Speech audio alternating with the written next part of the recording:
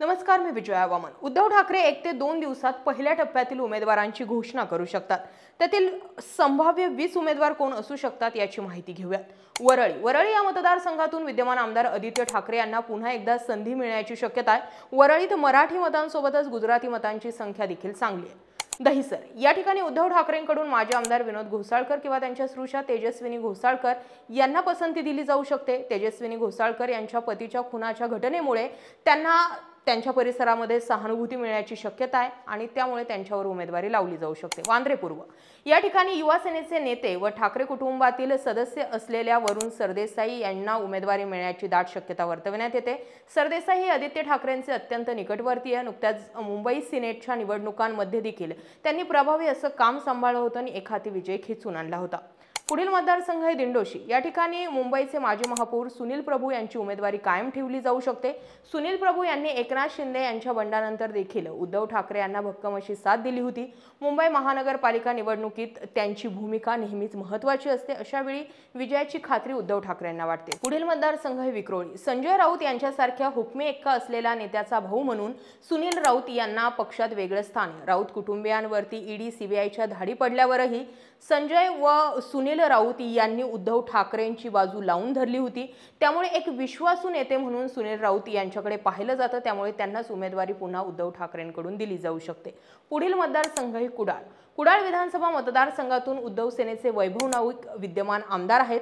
कोकणात शिवसेनेचा युवा चेहरा म्हणून वैभव नाईक कमी कालावधीतच मातोश्रीच्या जवळ गेलेत। कोकणात राणेंना धोबी पछाड दिल्यानंतर वैभव नाईक यांनी आपलं नेतृत्व सिद्ध केलं। यंदा त्यांना पुन्हा विधानसभेच्या रिंगणामध्ये उतरवलं जाऊ शकतं। पुढील मतदारसंघ आहे धाराशिव विधानसभा मतदारसंघात उद्धव ठाकरेंचे कट्टर समर्थक कैलास पाटील हे विद्यमान आमदार आहेत। यंदाच्या निवडणुकीत त्यांचं पारडं जड म्हटलं जातंय।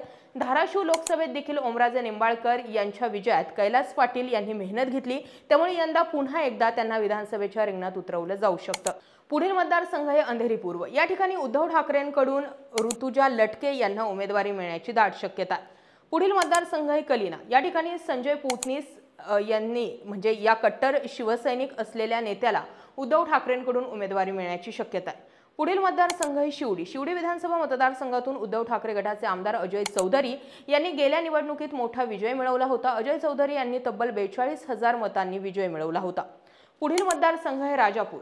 या मतदारसंघातून राजन साळवी यांना पुन्हा एकदा संधी मिळू शकते। शिवसेनेत बंडखोरी झाल्यावरही राजन साळवी उद्धव ठाकरेंसोबत कायम राहिले होते। त्यामुळे त्याची पोचपावती म्हणून त्यांना पुन्हा एकदा उमेदवारी दिली जाऊ शकते।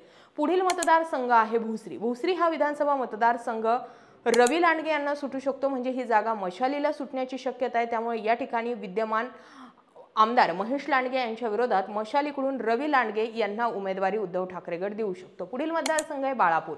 या मतदारसंघातून नितीन देशमुख यांना उमेदवारी मिळू शकते। त्या पुढचा मतदारसंघ आहे गुहागर। कोकणातील महत्त्वाचे नेते व नारायण राणे व कुटुंबियांना अंगावर घेणारे भास्कर जाधव यांना या मतदारसंघातून संधी मिळू शकते।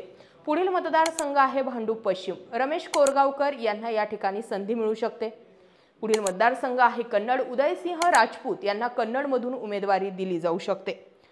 परभणी या विधानसभा मतदारसंघामधून राहुल पाटील यांना उमेदवारी मिळण्याची दाट शक्यता आहे। त्यांचं तिथे त्या प्रमाणावरती वजन दिसून येतं। पुढील मतदारसंघ आहे नाशिक पश्चिम। नाशिक जिल्ह्यातील शिवसेनेचे आक्रमक नेते असलेले सुधाकर बडगुजर यांना नाशिक पश्चिम मतदारसंघातून उमेदवारी मिळण्याची दाट शक्यता आहे। त्या पुढील मतदारसंघ आहे मालेगाव बाह्य। दादा भुसे यांचे कट्टर विरोधक असलेल्या अद्वै हिरे यांना मालेगाव बाह्यमधून उमेदवारी मिळू शकते। तसं झाल्यास या ठिकाणी चुरशीची लढत रंगू शकते। पुढील मतदारसंघ आहे सावंतवाडी। नुकताच ठाकरे गटात प्रवेश झालेले व नारायण राणे यांचे कधी काळी खास असलेले राजन तेली या ठिकाणी शड्डू ठोकण्याच्या तयारीत आहे। तर हे होते संभाव्य उद्धव ठाकरे गटातील 20 उमेदवार। कदाचित यांच्याच नावावर शिक्कामोर्तब होऊ शकते। येत्या 1 ते 2 दिवसामध्ये जो विषय आहे तो क्लिअर कट होऊ शकतो। यामध्ये भोसरीची जागा जी आहे ती मशालीला सुटण्याची देखील दाट शक्यता आहे। या व्यतिरिक्त असा कुठला विधानसभा मतदारसंघ आहे की जो तुम्हाला वाटतोय की उद्धव ठाकरे गटाला सुटू शकतो, याबाबत आम्हाला कमेंट सेक्शनमध्ये जरूर व्यक्त व्हा। अशाच माहितीपूर्ण व्हिडिओसाठी आपल्या चॅनल आवर्जून सबस्क्राइब करा। जय महाराष्ट्र।